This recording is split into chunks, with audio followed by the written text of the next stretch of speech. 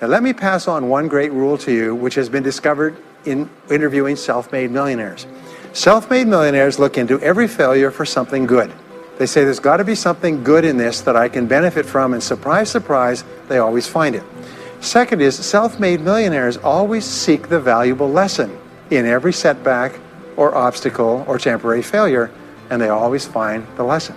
Now, what do failures do? Failures whine and cry and think about what they've lost and blame their problems on someone else. Successful people say, what can I learn from this that will make me smarter next time? And my promise to you, those who seek find, is that if you go looking for a valuable lesson in the biggest problem that you're facing today, you'll always find the lesson. Here's another possibility. Your biggest problem today could be the biggest gift that you have ever received, because it may contain within it the lesson that will make you successful. If you stop thinking about what happened and who's to blame, and you start looking for the gift within your problem, sometimes it can transform your life. The next key is to dedicate yourself to lifelong learning. Now, what takes you from rags to riches is personal development, personal and professional development.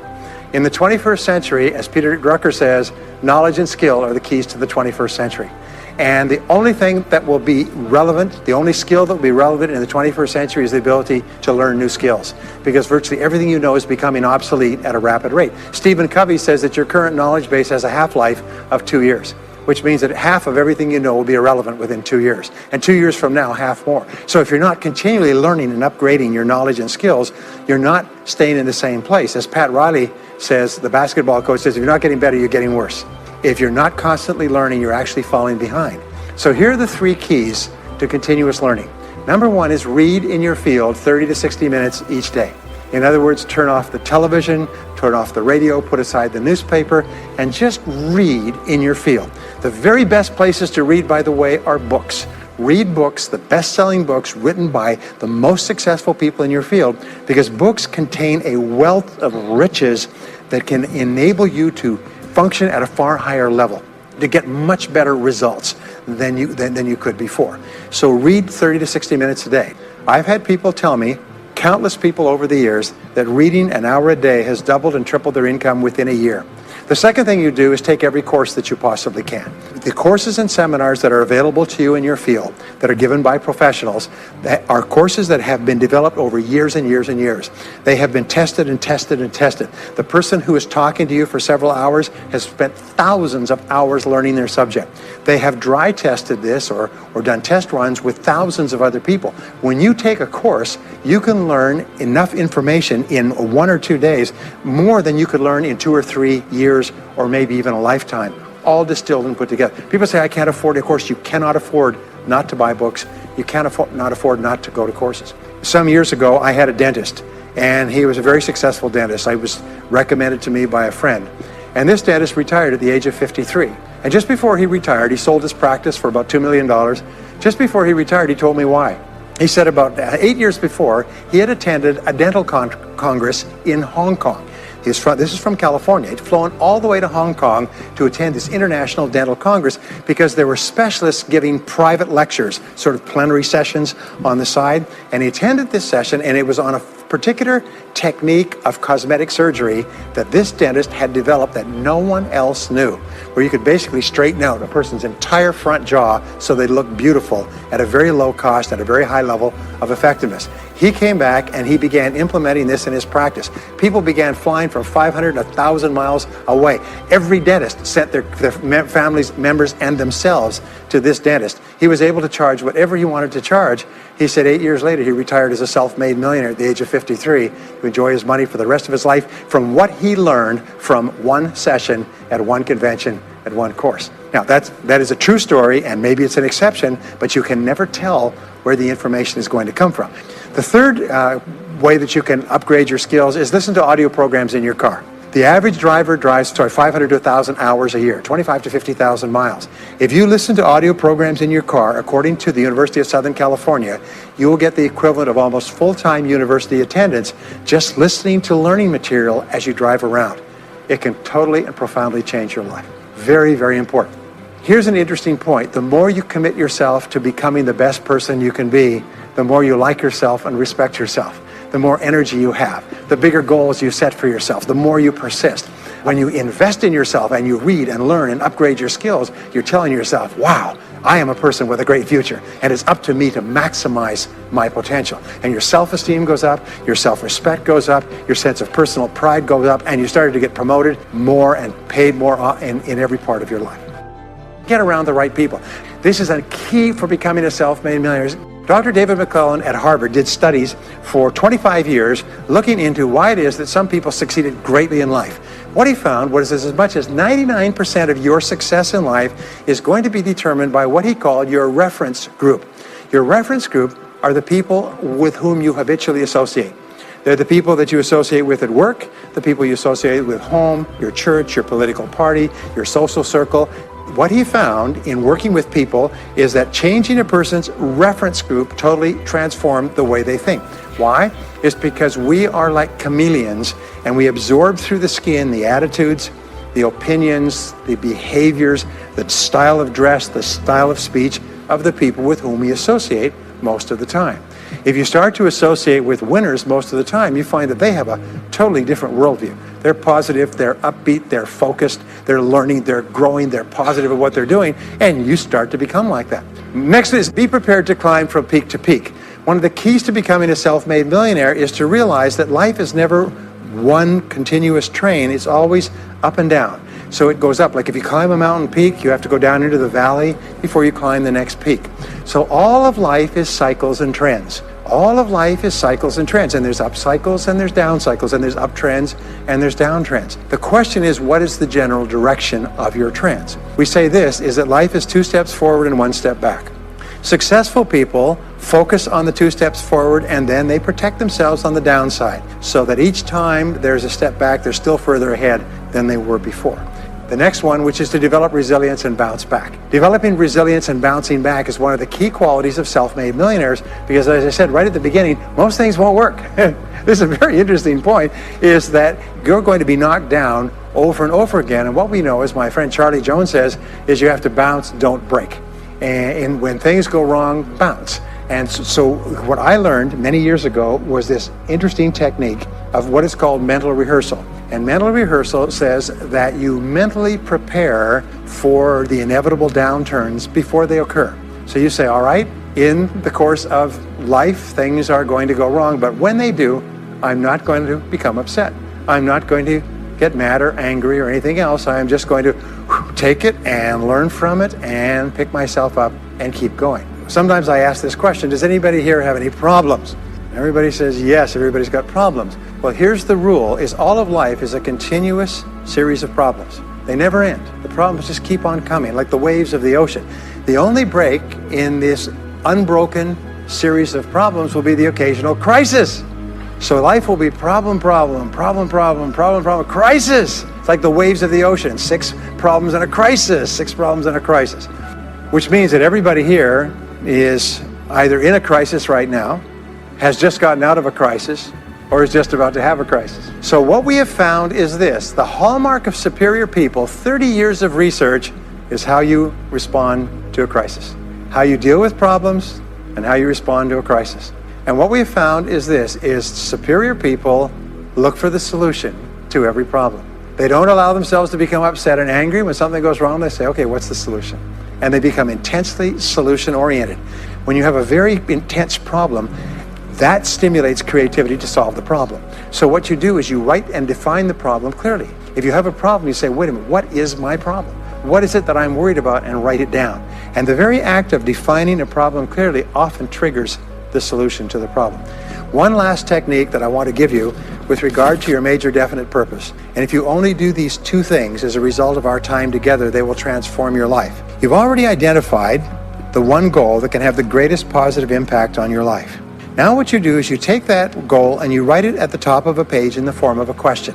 And you say, let us say your goal is to double your income. That could have a major impact on your life.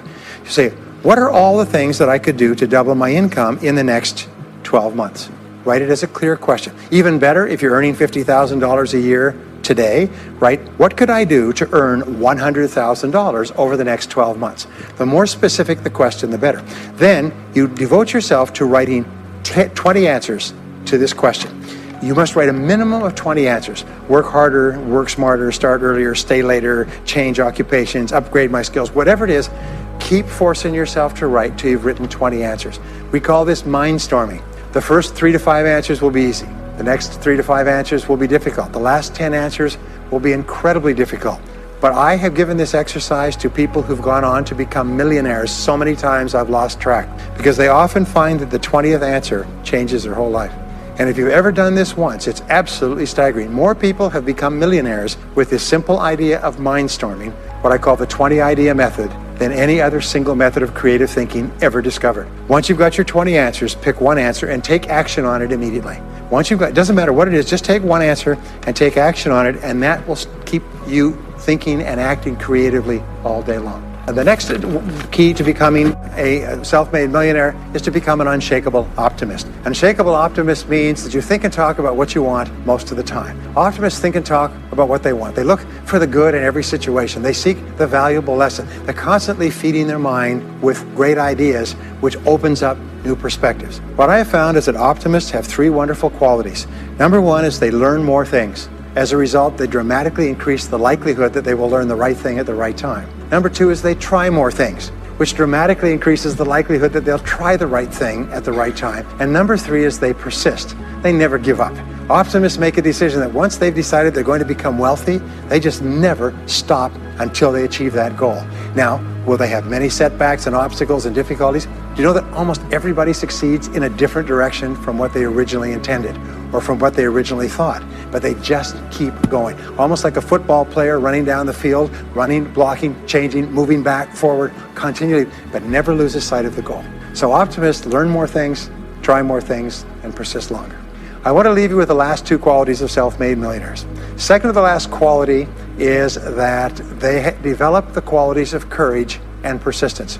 I said before, the biggest single obstacle to success is the fear of failure. The antidote to the fear of failure is the habit of courage. And what we know is that you need 2 types of courage to succeed. The first type of courage is the courage to begin. It's the courage to launch with no guarantees of success. Someone once said that if all obstacles must first be removed, nothing will ever get done. So successful people are willing to think, plan, make decisions, and then take action with no guarantees. We say leap and the net will appear. Take action with no guarantees and then learn. The second part of courage is the courage to endure. It's the courage to persist. It's the courage to keep on keeping on. It's to make the decision in advance that you will never give up. No matter what happens, you will never give up. You will get knocked down over and over again, but you'll never give up. And the interesting thing is, if you make that decision in advance, you'll find yourself continually bouncing back. So courage means the courage to begin and the courage to endure. And the final quality of self-made millionaires, and Napoleon Hill called this the master key to riches. After studying 500 of the richest people in American history, he said it's the quality of self-discipline. It's the ability to make yourself do what you should do, when you should do it, whether you feel like it or not. The quality of self-discipline is the quality that will make you a big success. It's the ability to force yourself to do what you know you should do. And here is the wonderful discovery. Is persistence is self-discipline in action. Every time you persist, you build your self-discipline. Every time you practice self-discipline, you build your ability to persist. And the 2 of them are tied into your self-esteem. So the more you persist, the more you like yourself. And the more you like yourself, the more discipline you have. And the more discipline you have in practice, the more you like yourself. As a result, the more you persist. And eventually you get onto an upward spiral where you become absolutely unstoppable. You reach the point where you know you can achieve the goal and nothing in the world can stop you. And every step that you take forward makes you stronger and stronger and stronger, until finally people say, I know one thing about him, I know one thing about her. You cannot stop him or her. Once they decided they want something, they will not stop until they get it. And when you develop that quality, there will be nothing that is impossible to you. So let me just leave you with these last points. We're living at the very best time in all of human history. More people are going to make more money in the next few years than have ever been made in all of human history. More people are going to become millionaires and are becoming millionaires today at a faster rate than we've ever thought possible. And no one is better than you, and no one is smarter than you. And if you do what other self-made millionaires do, then nothing in the world can stop you from eventually getting the same results as other self-made millionaires. And I hope you do. A beautiful line I read not long ago said, the best way to predict the future is to create it, which means to have a vision, and even though the vision is in the air or the sky, then build a foundation under your dreams. And when you see men and women who rise from poverty and obscurity to fame and renown, you invariably see someone who had a vision of what they could be and have and do that was far beyond what they were. Every one of us has had an experience. At one time when we were small, we had a vision of being grown up and having our own cars. And as we grew older, we had a vision of having our own homes and our own families. And as we grew older, we had a vision of traveling and going to Europe. We fulfill all our visions. The wonderful thing is this, is that we always tend to achieve our goals. The problem is that our goals are set so low that even when we do achieve them, they don't turn us on. They don't fill us with enthusiasm. So dream big dreams, if you like, and focus on results, not activities. This is the key. Be clear about the results that you're trying to accomplish. This is one of the keys of peak performance, by the way. All peak performers are result-oriented. All losers or underachievers tend to be activity-oriented. And in activity orientation, what they do is they work very, very hard. Sometimes they work frantically. Sometimes they work longer hours than you do, but they lose sight of the results. Ben Trigo, the strategic thinker, said, "The very worst thing in the world is to do very efficiently what need not be done at all." And many of us work very, very hard to do very efficiently what need not be done at all. And anybody who's ever had employees will tell you that every single day you come across your employees doing something very diligently, but it's completely irrelevant to the success of the business. So focus on results. Here's a key question to ask yourself in your working life. I think it's one of the most important key questions. I'll give you two. Number one is, what results are expected of me? What results are expected of me? Not what activities, but what results or what outputs, what am I supposed to produce in my job? A second question you can ask yourself is, why am I on the payroll? Why am I on the payroll? What results are expected? The results that are expected of us in selling are sales. And the only time that we are working is when we are doing something that contributes directly to that result. Isn't that true? But of course, why do we do the other things? I've come to the conviction that the reason why we do the other things is because they are fun and easy rather than hard and necessary. I think the major reason why people fail in life, if I can pass this on, which wasn't part of this, but major reason why people fail in life is because of the expediency factor. That we always do, and we always take the fastest and easiest route to get the things that we want. But the fastest and easiest route in life is almost always the route to failure. It's short-term gain for long-term pain. We do what is fun and easy today instead of what is hard and necessary, and then we have to do what is hard and necessary at the end of our life when it's too late. And you'll find that the willingness and the ability to discipline yourself, to be clear about what it is you want, to be clear where you're going, to be clear about the results that you're expected to accomplish, and then to only work on those results. The ability to discipline yourself to do that is absolutely critical for success. It is not possible to conceive of a person being successful who is not capable of disciplining themselves to do what is hard and what is necessary rather than what is fun and easy. And especially when it comes to managing your time, when it comes to looking at what you should do on a day-to-day basis, focus on results, not activities. Now let me give you a method which has helped me. Write out your goals. All goals have to be in writing, by the way. If you don't have your goals in writing, then they're not really goals at all. They're merely wishes. And as they say, a wish is merely a goal without any energy behind it.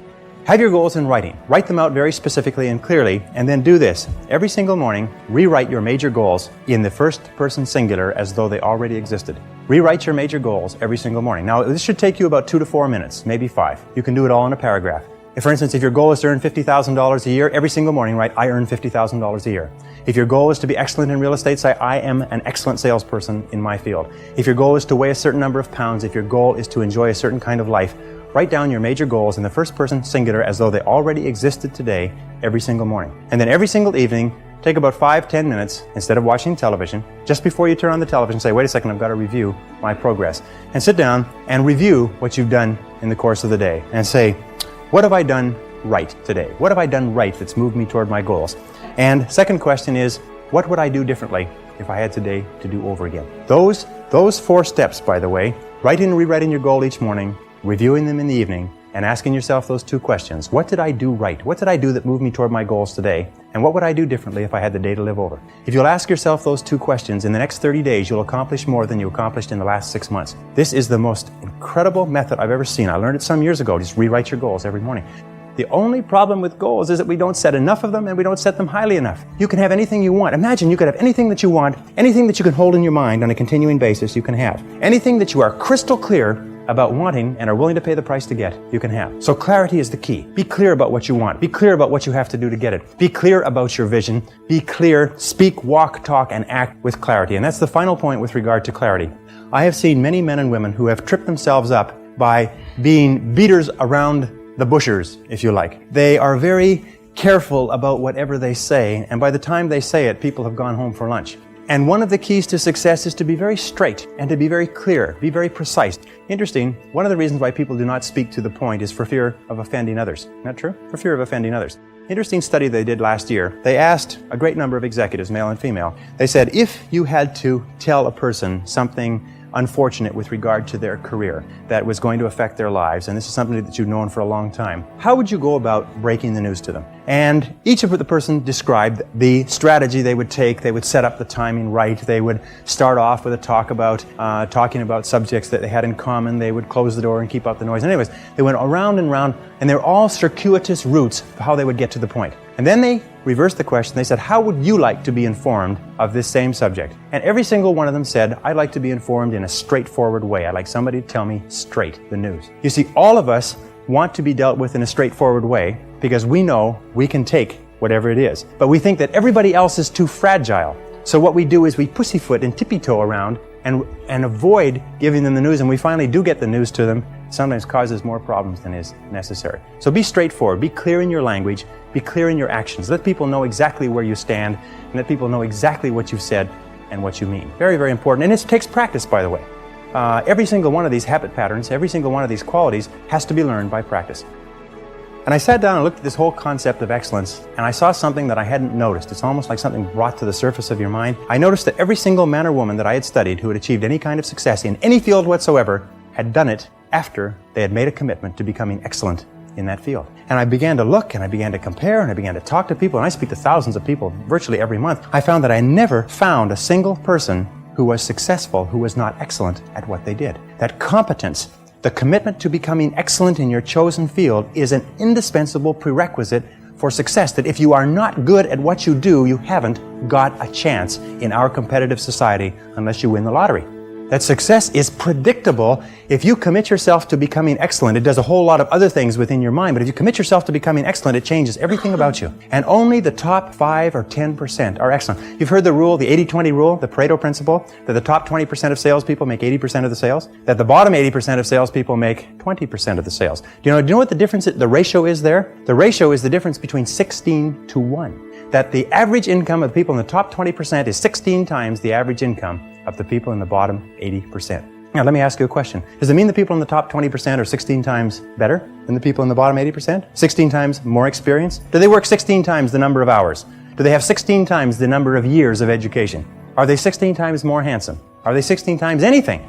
But 20% of these people are making 16 times the average of the rest. Prudential Insurance Company did a study some years ago, and they put the thousands of agents that they have throughout the United States into their computers and compared their income, and it came out the 80-20 rule worked. 20% of the salespeople were doing 80% of the business. Well, they had all the data on the computer, so they ran it through one more time. They said, what's the average income of the top 20% of the top 20% compared to the bottom 80%? Now, for those mathematicians among you, that works out to the top 4%. What was the average income? They found the top 4% were earning on average 32 times the average of the people in the bottom 80%. So they said, this is interesting, and they ran it through one more time. They found that the top 20% of the top 20% of the top 20%, which is the top 0.8%, that's good, top 0.8% were earning on average 54 times the average of the people in the bottom 80%.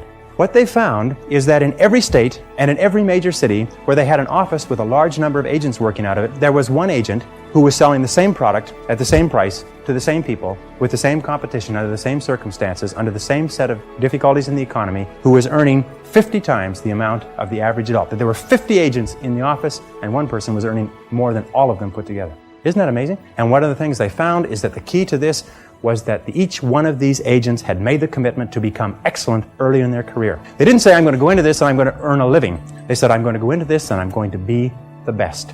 You must commit yourself to excellence. You must commit yourself to becoming the best. And the wonderful thing is that excellence is a journey. It's not a destination. You never get there. Complacency and satisfaction are the key enemies of excellence. But once you commit yourself to becoming excellent, the whole world opens up for you. A very important point of excellence is just means simply this: do your best every time out and always strive to do it better. Do your best every time out and always strive to do it better. Remember, it's usually the last 5 or 10% of any job or project that makes all the difference. And what we do is we get to 90% done, and then we start to drag our heels. We start to put the paperwork aside. We start to think of excuses. We start to do what is fun and easy rather than what is hard and necessary. And if you're going to do anything at all, the only time you're going to get any joy out of it is if you do it well. You see, when we do something well, It gives us a feeling of self-esteem and pride. We feel like a winner. But if we do things in an average way, it doesn't give us anything. You notice that? It doesn't give us anything. We do it in an average way, it doesn't give us anything. But if we do it in a really exceptional way, it makes us feel wonderful about ourselves. You see, you don't have to be a quantum leap different from somebody else. You just have to be a little tiny bit different in the critical areas that make a difference. And you can achieve that simply by making it a goal, setting it as a goal, and working on it. You can become anything that you want to become. The harder you work, the better you get. The harder you work, the better you get. You know, in our society, there's a lot of controversy over why should I work so hard for my job. The fact of the matter is that less than 5% really succeed. That's less than 5% of the population really succeed at life. Of 100 people working today, only 1 will be wealthy when they retire. 4 will be financially independent. 15 will have some savings. 80% will be broke and dependent upon charities and pensions. Only 1 or 2% of people in each generation really makes it in life. And in every single study, those people who make it are those who work hard, hard, hard. And if you think that it's hard to be successful, try being a failure. Try coming to the end of the trail with no money, dependent upon pensions, and you don't know what hard is until you try living like that. But if you work hard, the average self-made millionaire in America works 12 to 13 hours a day, works about 60 to 65 hours a week. I'll tell you this with regard to hard work, that in our society, you only work 8 hours a day for survival. Everything over 8 hours is for success. If you're only working 8 hours a day, you better have a rich uncle, or you better have somebody else who's going to take care of you, because 8 hours a day only gets you survival in our society. Because it's so competitive that somebody else is working 9, they've got an edge on you. Somebody else is working 10, they've got a bigger edge on you. Every hour over 8 that you invest is an investment in your future, is an investment in your success. And if you put in the hours over 8, whether it's studying or reading or working, if you put in the hours, it will pay off, and it will pay off in spades. It's like throwing seed in the ground. When you throw a seed in the ground, the plant that comes up is not just one seed, it's hundreds of seeds. There's a crop that you put in, but you must put the seed in the ground first. The market only pays excellent rewards for excellent performance. It pays average rewards for average performance. It pays below average rewards for below average performance. And I talk to men and women all over America who are unhappy, and they're sad, and they don't like their work, and you know why? It's because they're not good at what they're doing.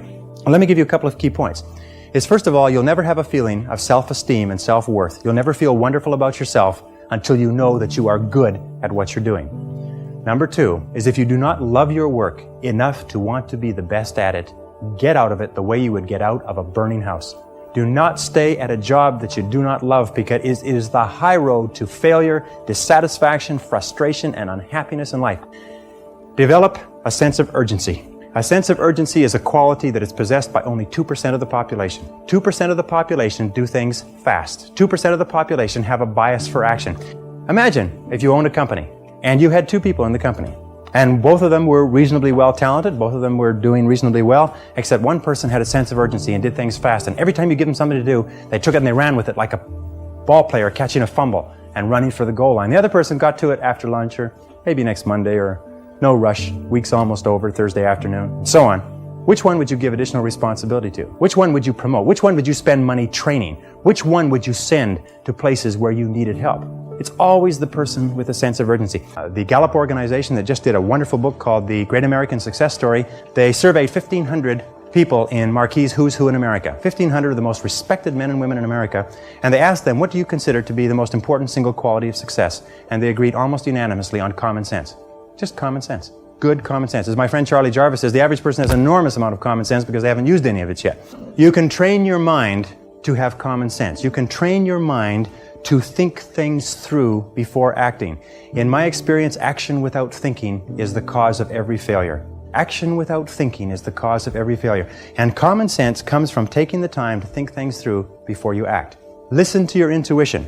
Your intuition is one of the best guides that you possibly have. You know from some of the other work that we've done is that each person has inside them an intuitive sense which will always give you the exact right answer for you. They've done some studies between men and women. When they test women's intuition, you've heard of women's intuition, everybody's heard of women's intuition, they find that when you give men and women tests and they're asked to answer on the basis of their intuition, men's intuition is equally as accurate as women's intuition. The only difference is that in real life, women have the intelligence to listen to their intuition, which is why they're smarter than men. And men do not listen to their intuition. Instead, they override their intuition because they're trying to get something they want the fastest and easiest way, even if their gut feeling says don't do it.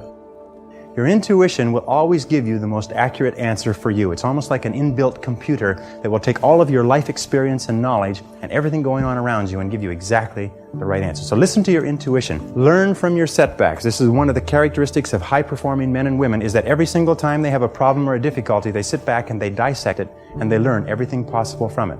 They try to develop general principles. From each setback, they say, what is the valuable lesson I can learn? So you take a look at everything that has happened to you, take a look at the very most difficult experience that you're in right now, and ask yourself, what is the most valuable lesson I can learn from this experience? And believe me, if you look for the lesson, in the Bible it says, seek and ye shall find. It doesn't say seek and occasionally you might find something. It says, seek and ye shall find. If you look for the valuable lesson or the seed of an equal or greater advantage or benefit in every difficulty, you will find it. It's always there. And I love the line from Socrates that says, the unexamined life is not worth living, which means that the life where you do not take the time to reflect on your experiences. Aristotle said that wisdom is an equal measure of experience plus reflection. And the reason so few people have wisdom is what they have is experience, but they never take the time to sit back and reflect on what's happening to them, reflect on what they're learning. How many people here have seen people get out of bad relationships and get immediately back into bad relationships? Or get out of a lousy job and immediately join a company and get into another lousy job? What is the natural thing that people do? They get fired or laid off from a job, they quit, they go down the street, they look for what? Another job exactly like it. The hallmark of creativity is curiosity. The hallmark of ignorance and stupidity is the cessation or stopping from asking questions. And I've worked with some of the brightest men and women in this nation, and I find that the smartest people of all, the ones that have the greatest education and the most experience, are the ones who ask the most questions.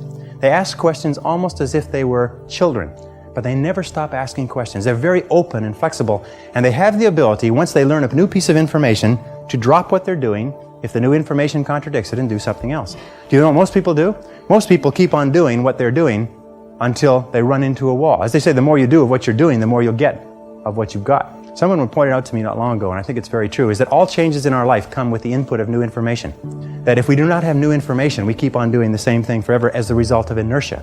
And creative people are always looking for faster, better, easier, cheaper, newer ways to do things. Remember, 80% of everything that we are doing today in our general business will be different 5 years from now. 80% of the products that we use, the food that we eat, the cars we drive, the music we listen to, the movies we go to, even the streets we drive on, 80% of everything will be new in 5 years. That's how rapidly things are changing.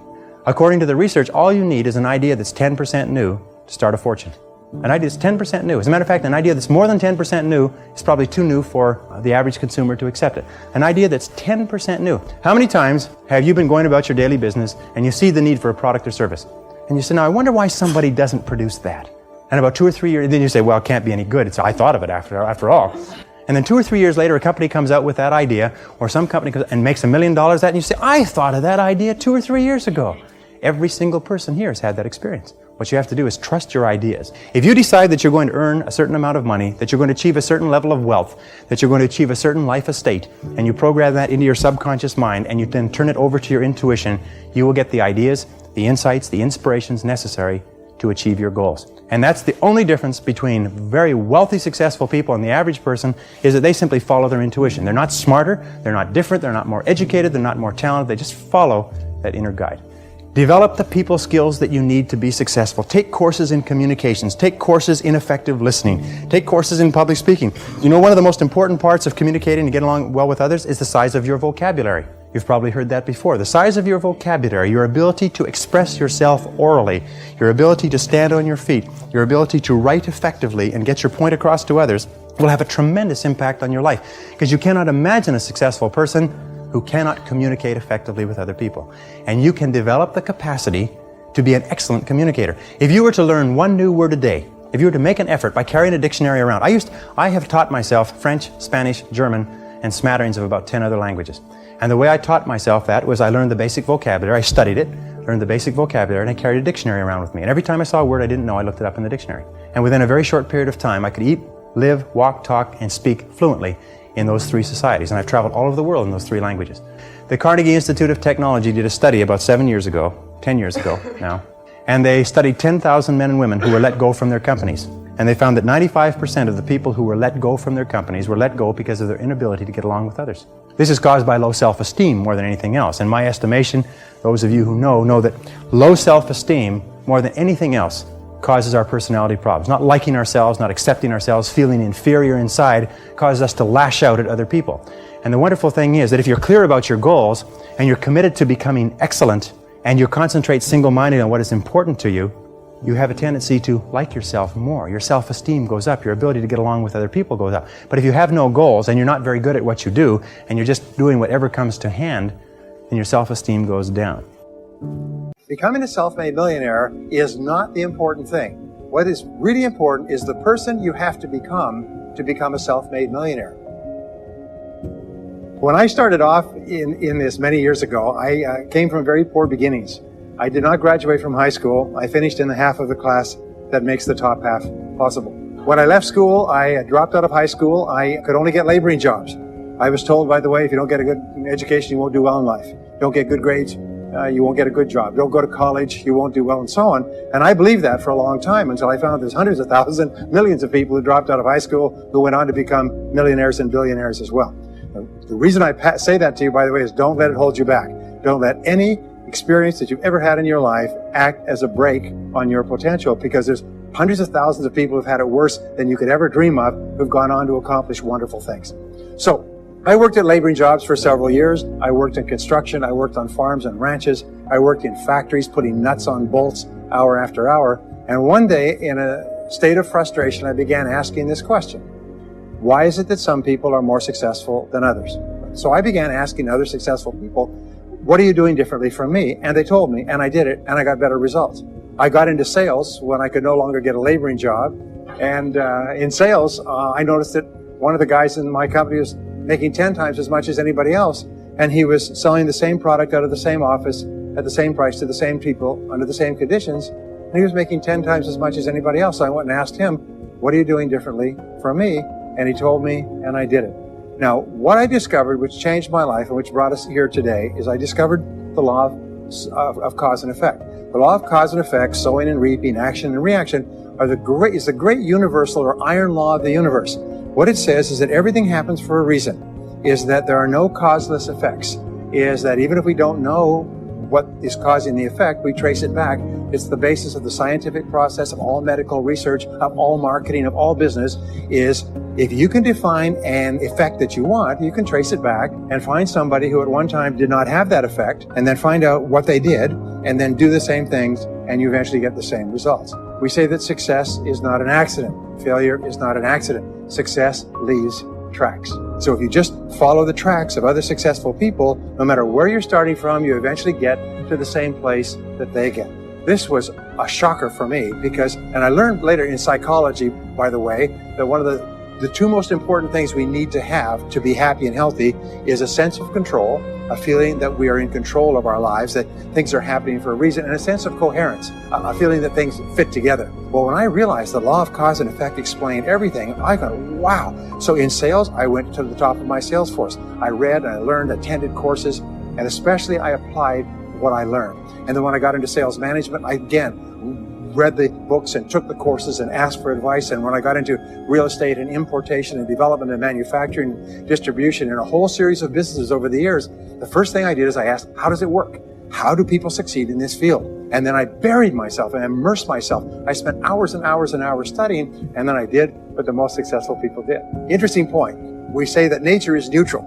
In other words, nature doesn't care who you are. It doesn't care if you're tall or short or male or female or black or white, educated or uneducated. Nature doesn't care. All that nature cares is that you do what successful people do. It's like making a recipe. Nature doesn't care if you follow a recipe. If you follow the recipe exactly, you get the dish. Nature doesn't care who's doing it. And that's the wonderful thing about our society. It's basically like justice. It's blind, is nature doesn't care. In fact, there are a lot of people who are not as smart and not as talented as you who are doing vastly better than you, not because they're better, but because they're just following proven success methods. Becoming a self-made millionaire is not the important thing. What is really important is the person you have to become a self-made millionaire. You have to become a totally different human being. One of my friends says that in order to achieve something you've never achieved before, you have to become someone you've never been before.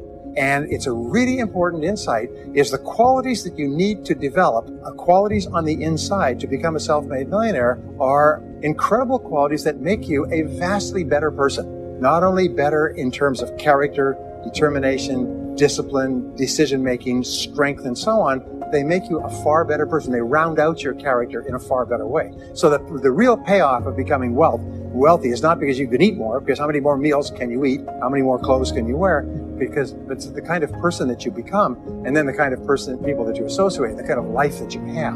If you have these qualities, your success is virtually guaranteed. And if you don't have these qualities, the qualities are learnable. Point number one is that all business or sales skills are learnable. All financial skills are learnable. If you can drive a car, you can learn any skill. If you can drive a car, you can learn the skill. Now, number two is you're probably only one skill away from doubling your income right now. You're probably only one skill away from setting yourself on the road to becoming a self-made millionaire. That turns out to be the case for almost everyone. It's a learnable skill. People say, well, I've never been very good with money. Well, get over it. Fact of the matter is, you can learn what you need to learn to achieve anything that you want to achieve. So, the success secrets of self-made millionaires. Give yourself a score of 1 to 10, and if you are weak on one of these, it can be enough to hold you back. If you're strong on all of these, then there's no limit to what you can accomplish. The first is to dream big dreams. Dream big dreams. Practice what is called back from the future thinking and project forward. Develop a vision of yourself as happy, healthy, wealthy, thin. Practice what top people practice, which is what is called idealization. You project forward several years and that you imagine that your life is perfect in every way. Imagine that you have no limitations. Imagine that you have all the time and all the money and all the friends and all the contacts and all the education, all the experience, and that you could be or have or do anything you want in life. If you could, what would it be? If your life were perfect in 5 years, what would it look like? How much would you be earning? How much would you be worth? What kind of a family life would you have? What kind of health would you have? What kind of car would you be driving? What would your life be like if you could wave a magic wand and make it perfect in every way? Now, what we have found is this is the starting point of great riches, and it's the starting point of great success in life, is for you to have a dream or a vision of a wonderful future. Number two is to do what you love to do. Whenever you find people who are really successful in life, they're people who do what they love to do. They love their work. The great rule for success in life is to find something that you love to do and then find a way to make a living doing it. Now, when you find what you love to do, it'll be something that gives you energy, it motivates you, it enthuses you. It's probably something that you were meant to do from the time you were born. And when you ask self-made millionaires, what sort of work do you do? They'll often say, I've never worked a day in my life. I just do what I like to do. Number three is commit to excellence. Now, this is really, really important, and I had a hard time with this as a young man because I was never good at anything. I was never picked for any team, and if I was picked, I was the first person cut. I got lousy grades in every class.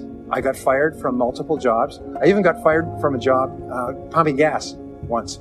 I got fired, I went from job to job, and then I discovered that all people who are successful are excellent at what they do. You know the old question they asked Willie Sutton, the bank robber, why do you rob banks? He said, well, that's where the money is. Well, being in the top 10% is where the money is. So what you have to do is you have to pay any price and make any sacrifice to get into the top 10% in your field. Now, here's the good news. If you're doing what you love to do, you will want to be in the top 10% in your field. If you don't want to be excellent at what you're doing, it means you're in the wrong field. It just means that you're marking time, you're treading water. And there's a lot of people who are in their field and they do their job and, they go home at night, they don't think about their work and so on. And this kind of an attitude means that you have no future. You have a very shaky present. That crackling sound you hear is the ice breaking under your feet, okay? And you have no future, because if you're not doing what you love to do and throwing your whole heart into it, you're just marking time. But everybody is designed so that there is something that you love to do that you can do well. And the fact that you love it means that you probably have the ability to excel at it. So make this decision to get into the top 10%. Let me tell you what changed my life. Here I was struggling in my late 20s, and I learned this. It was a breakthrough thought, is that everybody's in the top 10% started in the bottom 10%. Everybody who's doing well was once doing poorly. Everybody who is at the top of your field today was once not even in your field at all and didn't even know it existed. What that means is that if you're willing to pay the price and work hard and make the sacrifices, you can get into the top 10%. Now, how long does it take? It doesn't take a week or a month. Most people are really impatient. And to achieve mastery in your field takes 5 to 7 years. People say 5 to 7 years. Geez, I'll be 5 to 7 years older before I start enjoying the big rewards. Well, how much older will you be in 5 to 7 years anyway? Now, here's an important point. Are you ready? The time is going to pass anyway. The time is going to pass. 5 to 7 years from now, 5 to 7 years will have passed. The only question is, are you going to be at the top of your field, or are you still going to be down there with the mediocre 80%? And the wonderful thing is, this is nobody's better than you, and nobody's smarter than you. If anybody else is at the top of their field, it means that you can be at the top of your field. Just go to them and find out how they got there, because they started at the bottom. Now, it may take longer for some people and less for others, but everybody who puts one foot in front of the other and keeps moving eventually gets it. And that's where all the rewards are. Not only that, that's where all the joy in life is. When you're really good at what you do, you feel wonderful about yourself. You're respected and esteemed by everybody around you. You can write your own ticket. You can open any door when you're good at what you do. Because you get up in the morning and you know you're good. And that is more important than the rewards that go with it. The next key is to develop your unique talents and abilities. Every single person is designed from infancy with special talents and abilities that, if you develop them to their height, can enable you to accomplish anything you want in life. Everyone is genetically structured to be able to do something superbly, to do something they enjoy, to do it well, and to get great satisfaction from it. Peter Drucker often asks the question, what are you good at? What are you good at today? What should you be good at? What could you be good at? What will you be good at? And so one of the questions that we ask is, looking back in your life, what has been most responsible for your success up to now? What has been most responsible in the past? What is it that you have done that has gotten you the best results? Because as we said before, success leaves tracks. And if you look back into your past, you'll often find indicators that guide you to your future. The next key to becoming a self-made millionaire is to see yourself as self-employed. What we found is the top 3% of adults in our society see themselves as self-employed. They see themselves as in charge of their own lives. When I started off my career as a young man, I was 21 years old, working as a construction laborer, living in a one-bedroom apartment, broke, taking buses 2 hours every morning to get to work and buses 2 hours to get back. I still remember that, and I still remember a light going off one evening. I was sitting there in my little apartment, in my little kitchen alcove, and I suddenly realized that I was responsible, that I was in charge of my own life, that no one was coming to the rescue. And it was one of the great turning points in my life. So what you find is that all exceptional people are highly responsible people. They look upon themselves as self-employed. Sometimes I'll ask an audience, I'll say, how many people here are self-employed? And some people will raise their hand and some won't. I'll say, now what's the true answer to this question? And the true answer is that everyone is self-employed. The biggest mistake you could ever make is to ever think you work for anyone else but yourself.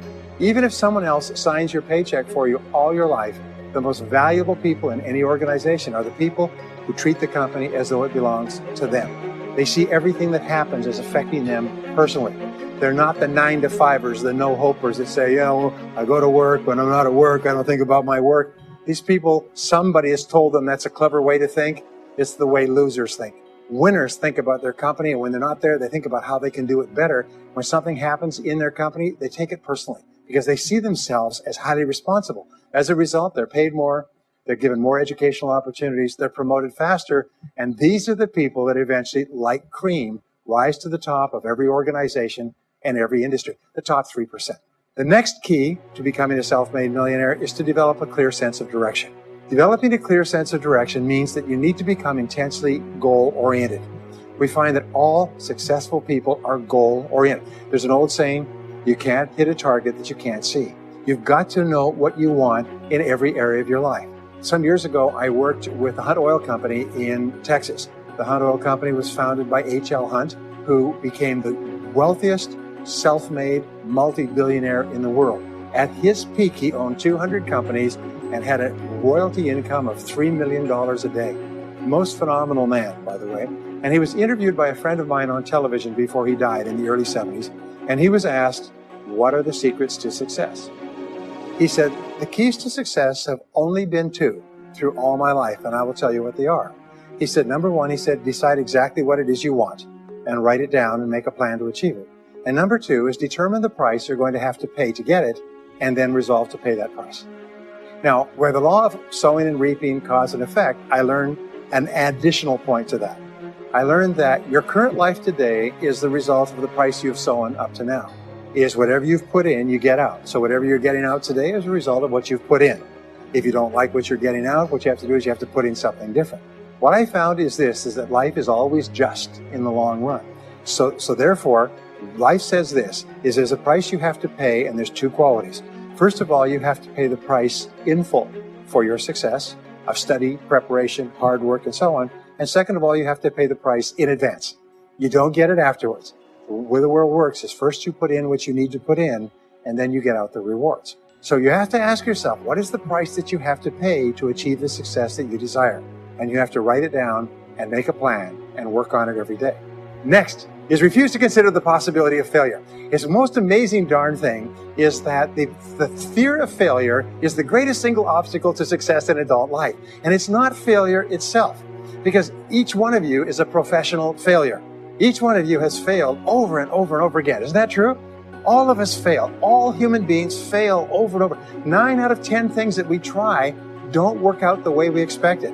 We have failures in relationships and in jobs and in careers and investments and everything. It's not the failure that holds you back. The failure makes you smarter. We say that it is the fear of failure, not failure, that holds you back. And the way that you overcome failure is you never consider the possibility of failure. The rule is this, is there's no such thing as failure, there's only feedback. Is when you try something that doesn't work, you get feedback, not failure. And recognize that most things you try aren't going to work the first few times. So what you do is you say, oh, that's an interesting bit of feedback. And you pick yourself up and you move forward and you have more feedback and you move forward. To become a self-made millionaire, you're going to fail over and over again, year after year after year. But your brain has a cybernetic mechanism, which means that times you try something, you get feedback, which makes you smarter. And when you try something else, you get feedback, which makes you smarter. And eventually you reach the point where you're too smart and you stop making mistakes. You start to do more and more things right and fewer things wrong. But you can't get there unless you have experienced the failures. Henry Ford once said that failure is merely an opportunity to more intelligently begin again.